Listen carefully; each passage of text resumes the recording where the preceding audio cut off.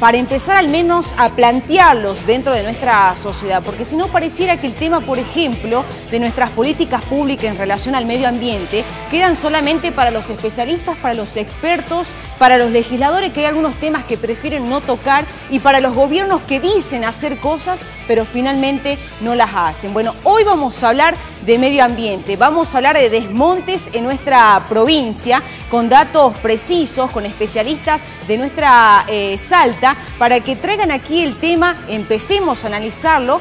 Cuando hablamos de medio ambiente podemos hablar de muchísimas cuestiones, pero hoy hemos elegido específicamente hablar de la deforestación. ¿Cómo está nuestro norte salteño, por ejemplo, en relación a esta situación? Desde la Cámara de Diputados enviaron una cifra bastante fuerte y que vamos a traer acá a la realidad y de saber a ciencia cierta si esto es así o no. Se habla de 2.200.000 hectáreas desmontadas hasta el momento en nuestra provincia, una cifra que nos alerta y mucho. ¿Qué pasa con las culturas que están dentro de las zonas donde uno supone se deben preservar, se deben cuidar, porque hay comunidades nativas, porque hay bosques nativos, porque existe una ley que debe respetarse? El Poder Ejecutivo respeta esta ley de reordenamiento de alguna manera de los bosques, se respeta la ley de desmontes, y aquellos que no la respetan, ¿hay un castigo? Bueno, para esto también vamos a tener a representantes del Colegio de Abogados de la provincia de Salta,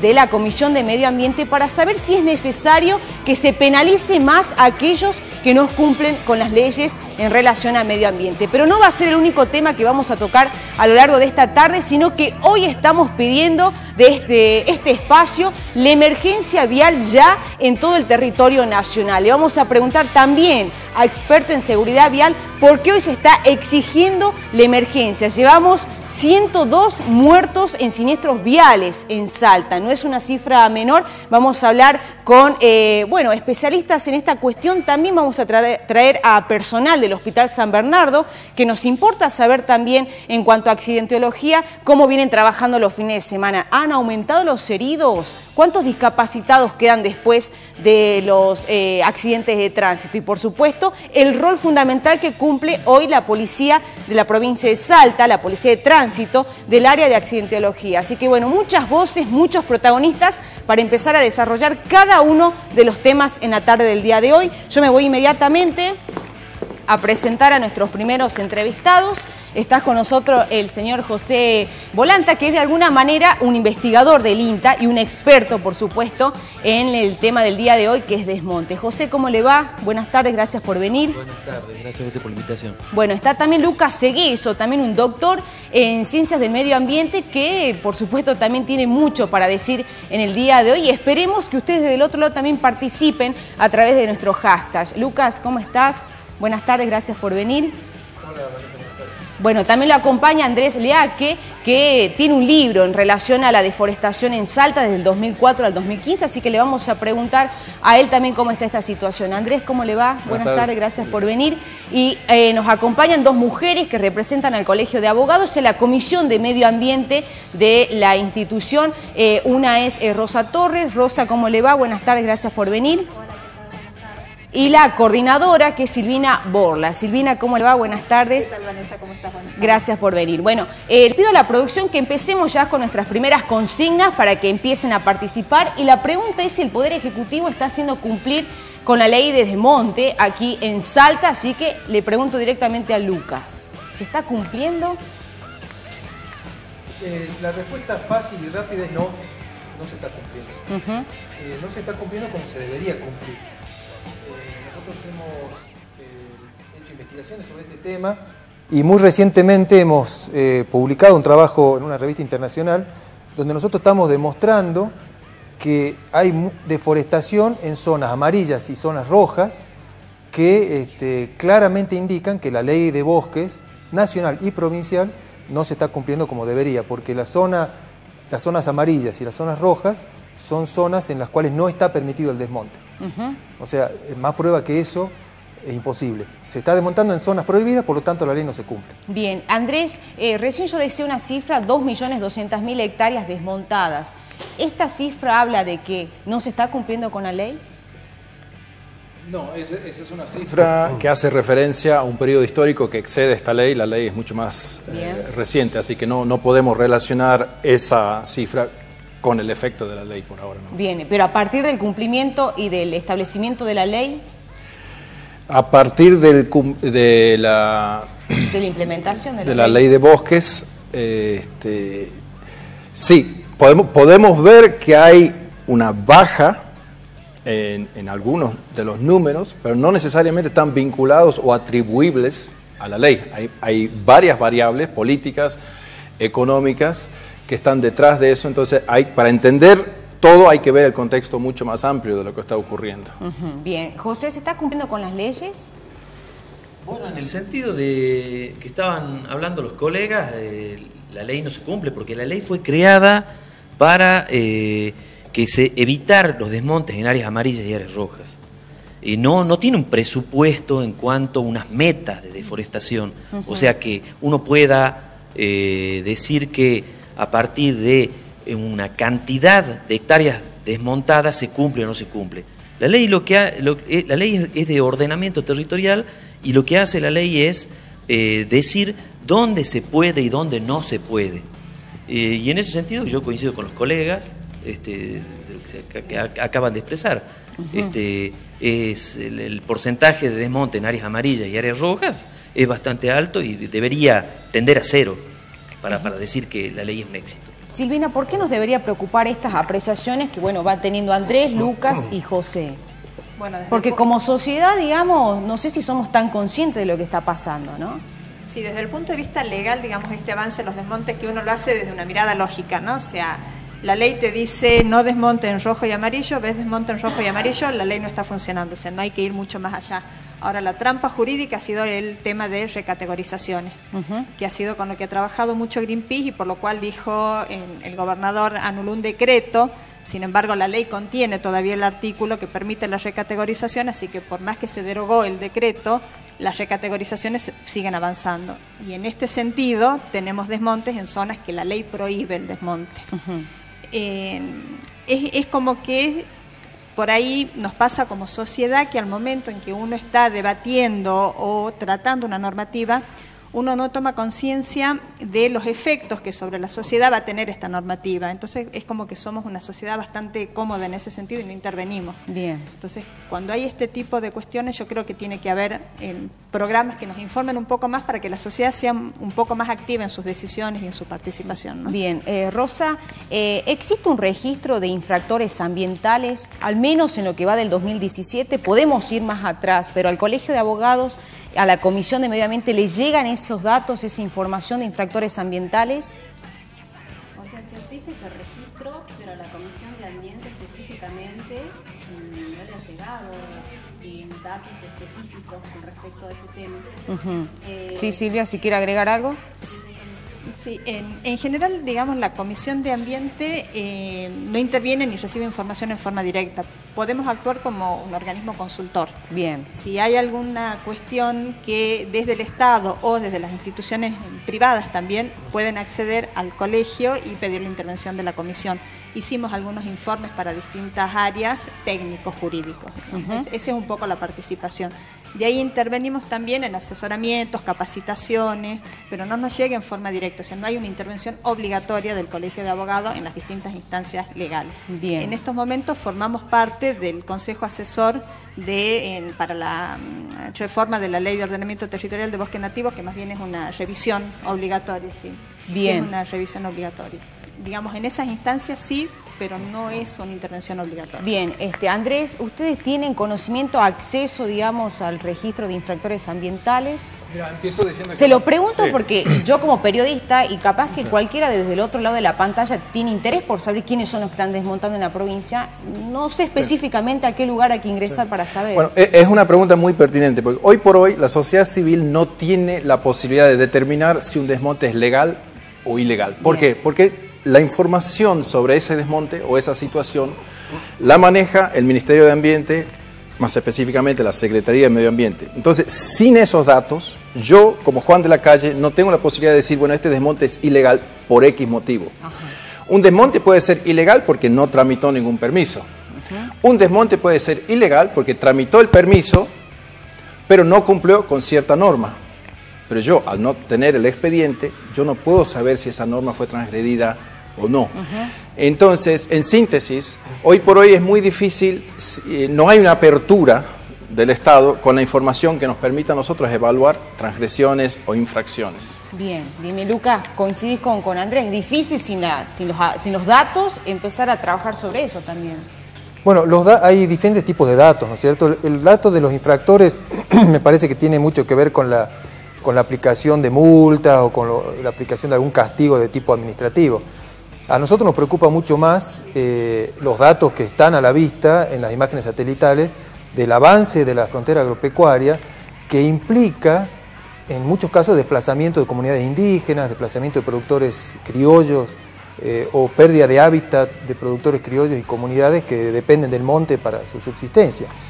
Y en ese sentido, no solo no se cumple la ley en cuanto a los desmontes, sino que tampoco se cumple la ley en cuanto a la revisión periódica que hay que hacer del mapa de ordenamiento territorial. Porque ese mapa se tendría que haber revisado 5 años después de la ley, en el año 2014 ya se había vencido la revisión, y pasaron 3 años y todavía ese mapa no se revisó. Es más, desde el Poder Ejecutivo se dice taxativamente que ese mapa no se va a tocar. Y yo lo digo con conocimiento de causa, es más, creo que todos los que estamos aquí presentes estamos en la mesa de trabajo para la revisión del ordenamiento territorial, que es una mesa de trabajo que no revisa el ordenamiento territorial. ¿Y para qué está entonces? Bueno, esa es la pregunta que nos hacemos los que estamos en esa comisión. Y de acá lo estoy denunciando públicamente como en muchas otras ocasiones.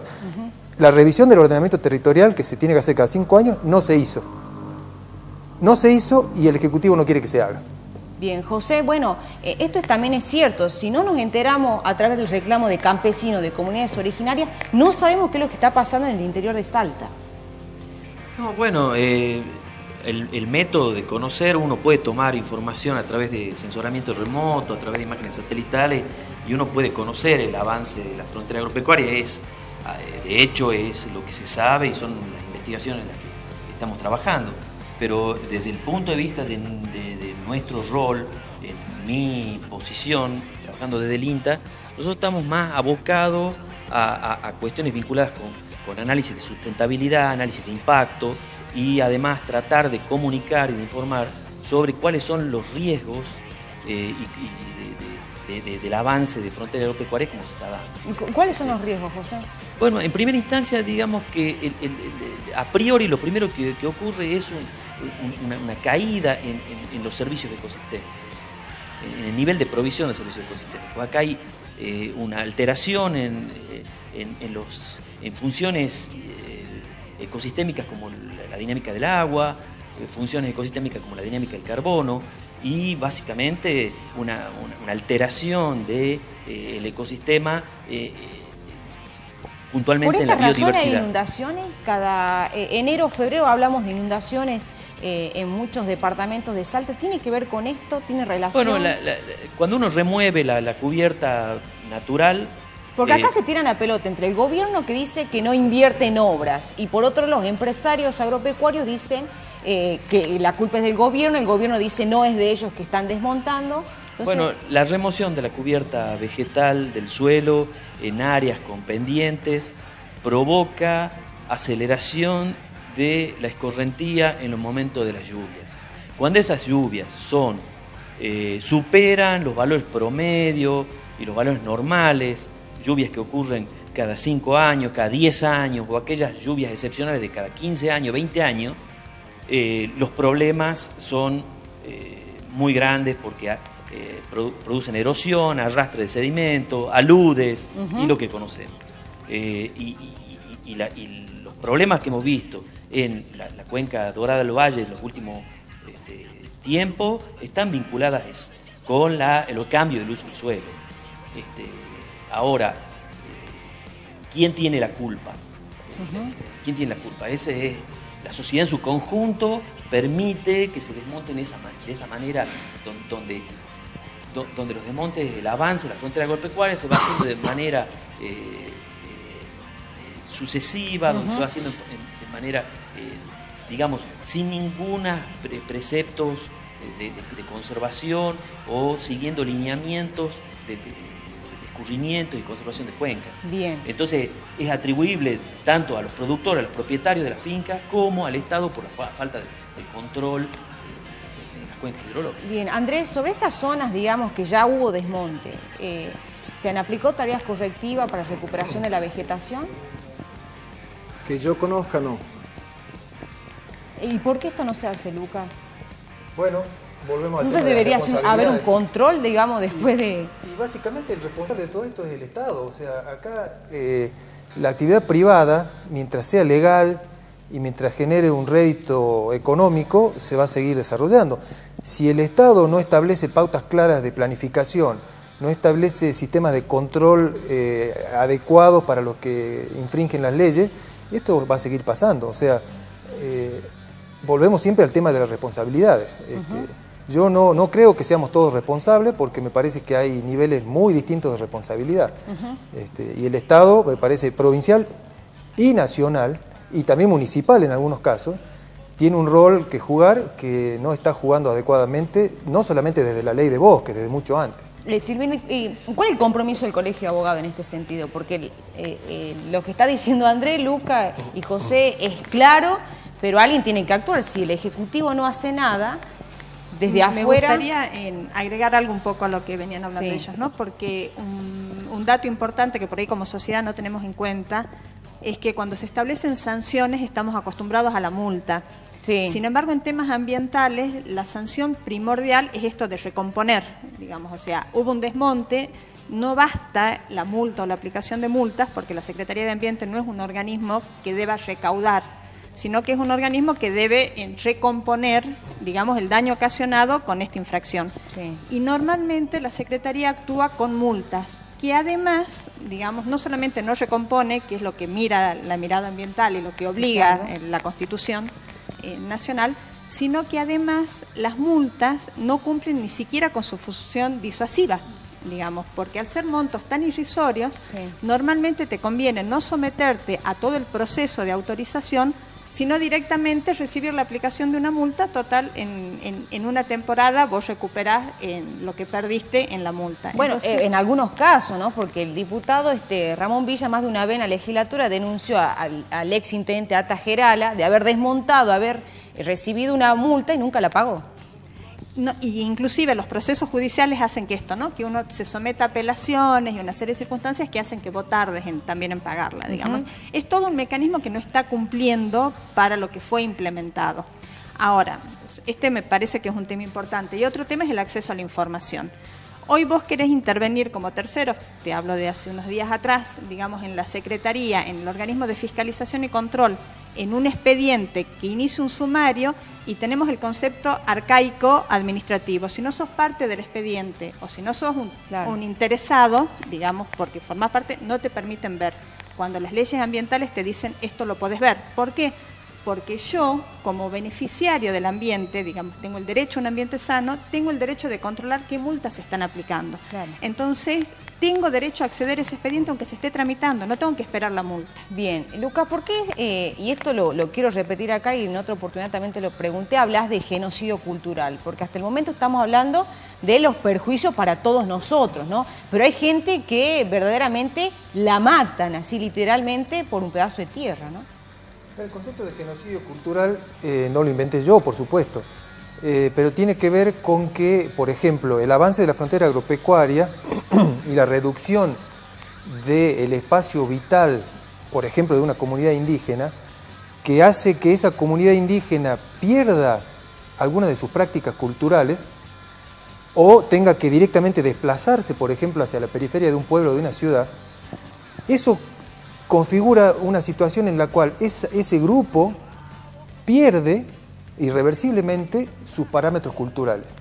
Esa pérdida de una cultura es un genocidio cultural. Es equivalente a la desaparición física de esas personas. Aunque no haya una muerte física de esas personas, la pérdida de la cultura es lo que se denomina hoy un genocidio cultural. ¿Y por qué genocidio? Porque no es involuntario y porque se conocen las consecuencias de esa acción. O sea, ya se sabe que la pérdida del hábitat y el desplazamiento de una cultura hace que pierdan sus pautas culturales y pierdan su cultura y por lo tanto es un genocidio porque la acción es consciente. Bien. No es Andrés, un volcán o una cuestión así natural. Acá hay una ironía que hay que... No es algo imprevisible. Digamos. No, pero hay una ironía acá, porque en una provincia que venera tanto a la cultura gaucha, por un lado, ¿sí? Donde se esgrime el poncho, el sombrero, los guardamontes, el caballo, en todas las fiestas patrias acá. Sí. Tenemos eso por un lado, y por el otro lado estamos literalmente, como dice Lucas, eliminando la cultura gaucha del Chaco. Es irónico, o sea, lo que valoramos de un lado lo eliminamos del otro. Claro, bueno, una discusión que se viene dando desde hace 2 semanas que obligó a los legisladores a tener que interrumpir su receso de invierno, tuvo que ver con la ley de moratoria de desmonte, ¿no? A ver, ¿qué solución se le puede empezar a dar a los originarios, a los criollos, a los campesinos para que cada 6 meses no se tenga que volver a discutir dónde tienen que irse a vivir? José, ¿hay alguna solución? Bueno, es un problema muy complejo, el problema de tenencia de la tierra. Porque el problema a pesar de esto, hoy en día se lo tiró para 6 meses más adelante, o sea, no hay una solución de pero fondo. es un problema que se viene postergando de hace décadas. El problema de la tenencia de la tierra es un problema quizás anterior a resolver sobre el tema del ordenamiento territorial. Con Lucas hemos hecho un trabajo en el cual hemos delimitado con información de distintas ONG en la que participa Andrés y otra gente, marcando zonas y zonificando áreas con conflictos de tierra. Y son realmente muy grandes, abarca todo Rivadavia Banda Norte, parte del departamento de San Martín, son grandes territorios con conflictos de tierra. Y bueno, pasan los gobiernos y no hay vocación de resolver ese problema. Y luego viene la ley de bosque poniendo áreas amarillas y áreas rojas sin resolver el problema esencial y el problema madre de todos los conflictos. Entonces, usted me pregunta cómo solucionar el problema. Yo no soy especialista en ese tema, solo observo y puedo decir que es un problema muy, muy grande. Bien. Y que hay que sí. ir a la solución. Sí, Lucas. Y yo creo que las soluciones técnicas, digamos, desde el punto de vista legal y desde el punto de vista humanitario, están. Acá lo que dijo José me parece lo central. Acá no hay voluntad política de hacerlo, porque hay ONGs trabajando, hay abogados trabajando, hay instituciones universitarias, está el CONICET, diciendo, acá hay un problema, y otros dicen, y esta es la solución. Y hay casos en los cuales se han resuelto los problemas de tenencia en forma consensuada entre comunidades indígenas, entre productores criollos, el gobierno. O sea que el diagnóstico está, las soluciones técnicas están, y lo único que falta para que esto se resuelva es voluntad política. Bien. Bueno, Rosa, ¿se debe ir con penas más duras tal vez a aquellos que infringen con las leyes de medio ambiente? Y en principio sí, sería lo ideal. La cuestión es, por ejemplo, en nuestro caso, como aparte de ser miembros de la Comisión de Ambiente del Colegio de Abogados, pertenecemos al IDEAS de la UCASAL, que es el Instituto de Derecho Ambiental y de la Sustentabilidad de la Universidad Católica de Salta, que justamente en esta semana fuimos con Silvina, la directora del IDEAS, es la doctora Cristina Garros Martínez, y en conjunto con Fundapaz, hicimos el viaje justamente a las comunidades huichis esta semana, el 10 y 11 de este mes. Y vimos justamente las condiciones en que viven, como cuenta Lucas, como cuentan el ingeniero José, la situación en la que viven ellos, el problema del agua. Yo en principio es la primera vez que viajaba a esa zona, una muy buena experiencia, tanto para ver el tema de las comunidades como verificar, ver por nuestra propia sensación y percepciones el problema que viven, la salinización, o sea, no tienen agua, la tierra es seca, viven, tienen animales, estructural, digamos, claro, animales, ¿no? Viven, o sea, es mucha pobreza. Estamos nosotras en un proyecto de investigación justamente con el IDEAS, y hemos vivenciado distintos aspectos, hemos tenido charlas con las comunidades, con los campesinos, los criollos justamente, y ver las distintas problemáticas que existen. No sabíamos, por ejemplo, tuvimos encuentros con centros de salud también. Entre nosotros justamente hemos verificado algo que nos comentaron, por ejemplo, el doctor en biología Gil, que fue uno de los disertantes de las jornadas que nosotros organizamos todos los 5 para el Día Internacional del Ambiente. Generalmente siempre son el 5 de cada mes de junio de todos los años. Este año se realizó el 30 de junio y bueno, entre los disertantes invitados estaba el doctor en biología José Gil, la ingeniera Moxiardi. Yo acá recibo, por ejemplo, un mensaje que dice: cárcel a los políticos corruptos y empresarios depredadores del medio ambiente. O sea, ¿se puede agravar las penas, Silvina, en este caso? Bueno, el tema un poco de las jornadas a las que se refiere Rosa era eso, ¿no? Generar dar un inicio a este debate en torno a los delitos ambientales, que está previsto en la reforma del Código Penal, prever ya la figura específica del delito ambiental. Bien. Y no vincularlo a otros delitos como es lo que necesariamente tenemos que hacer actualmente, ¿no? Sacarlo del daño y sacarlo de otras figuras jurídicas y tener el delito ambiental en forma específica. Justamente porque el tercer disertante en esa jornada fue el doctor Villada, y justamente él presentó su anteproyecto de reforma al Código Penal y específicamente de artículos referidos a los delitos ambientales, que es lo que no está tipificado actualmente. Bien. Específicamente. Bien. Andrés, un último mensaje de cómo se debería rediscutir esta cuestión en los ámbitos donde se decide, Cámara de Diputados, Cámara de Senadores. Buena pregunta de nuevo. Yo creo que todas las fuerzas, todos los aspectos de gobierno tienen que estar involucrados, no puede recaer en un solo lado. Hoy por hoy, donde hemos podido, por ejemplo, nosotros desde la sociedad civil poder tener un diálogo más o menos mínimo, ha sido la legislatura. Con el Ejecutivo ha sido mucho más difícil. Yo quisiera ver mucho más apertura en el Ejecutivo para estas discusiones. Se crean estas instancias, como menciona Lucas, se crea una instancia de consulta sobre la revisión del OTBN, se crean, pero no se avanza. No se avanza, o sea, se crea en papel y se deja caer. Bueno, de hecho el mismo gobierno, cuando tiene que hablar de cuestiones de medio ambiente, dice, está el INTA o están los investigadores, pero nunca como que hablan en conjunto, ¿no? Para empezar a trabajar en conjunto. ¿Qué pensás, yo ahí Lucas? quisiera rescatar lo que piensa el fiscal Gustavo Antonio Gómez de Tucumán, que es un referente en cuestiones ambientales y en cuestiones vinculadas al derecho ambiental, y él hace una propuesta muy interesante que yo creo que los pondría nerviosos a muchos de los que están en este momento vinculados a delitos ambientales. Él propone la figura del delito ambiental de lesa humanidad. Bien. Él dice, se debería incluir en algunos casos esta figura para que ese delito no sea excarcelable, tenga una pena de cárcel lo suficientemente larga, implique también una condena social mucho más importante, y él lo está promoviendo en cuestiones de contaminación, por ejemplo, de los ingenios, de la mega minería.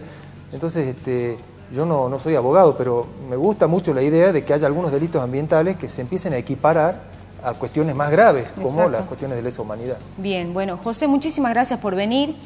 Lucas, gracias por venir. Andrés, gracias por venir. Rosa y Silvina, gracias por venir. Bueno, este es el primer programa como para empezar a discutir esta cuestión, porque yo creo que la sociedad todavía no toma conciencia, ¿no? Noción de lo que estamos hablando cuando hablamos de desmontes aquí en la provincia y cuando hablamos de estos reclamos. Vemos constantemente paseándose por los medios de comunicación a campesinos, originarios, a criollos, y no entendemos qué reclaman o por qué reclaman. Bueno, por estas cuestiones que hoy a grandes rasgos ustedes pudieron interpretar, es el reclamo de fondo. Vamos a tocar este tema, el tema de la mega minería también es una cuestión que queremos empezar a abordar desde Bermú TV, así que bueno, ahora sí nos vamos a la tanda y ya volvemos.